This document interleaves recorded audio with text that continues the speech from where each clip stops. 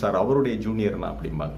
ஒரு வக்கீல்னா அவங்க கண்டிப்பா நிச்சயம் ஒருத்தருக்கு ஜூனியரா இருப்பாங்க. இந்த மாதிரி வெங்கடேசன் மாதிரி கட்ட பஞ்சாயத்து பண்ற வக்கீல்கள் யாரும் ஜூனியரா இருக்க முடியாது. ஜூனியரா இருந்துகிட்டு இந்த கட்ட பஞ்சாயத்து பண்ண முடியாது. பெரிய வக்கீலுக்கு தெரிஞ்சிச்சுன்னா விரட்டி விட்டுருவாங்க. நீ யாருப்பா நீ என்ன வந்து கட்ட பஞ்சாயத்து எல்லாம் பண்ணிட்டு கேஸ் எல்லாம் போலீஸ் போய்கிட்டு இருக்கா, நீ ஜூனியர் எல்லாம் வேணாம் ஓடு அப்படின்னு சொல்லி விரட்டி விட்டுருவாங்க.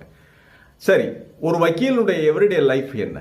ஒரு வக்கீல் காலையில் கருப்பு கோட்டை எடுத்துக்கிட்டு அவருக்கு அந்த அன்றைக்கு பார்க்க வேண்டிய வக்கீல்கள் வக்காலத்து ஃபைல் பண்ண வேண்டியது, வாய்தா வாங்க வேண்டியது, குறுக்கு விசாரணை பண்ணணுமா, அதற்கான அன்றைய தேதியில் என்னென்ன எல்லாத்தையும் எடுத்துக்கிட்டு அவர் காலையில் கோர்ட்டுக்கு போனால் அவருடைய வேலையை பார்ப்பார். அது போக அவருக்கு அன்றைக்கு கேஸ் இல்லைன்னா மற்ற கேஸ் இருக்குல்ல, மற்ற வக்கீல்களுடைய கேஸ் இருக்குல்ல, அந்த ஆர்குமெண்ட்டை பார்ப்பாங்க, உட்காந்து பார்ப்பாங்க, அதை கேட்பாங்க.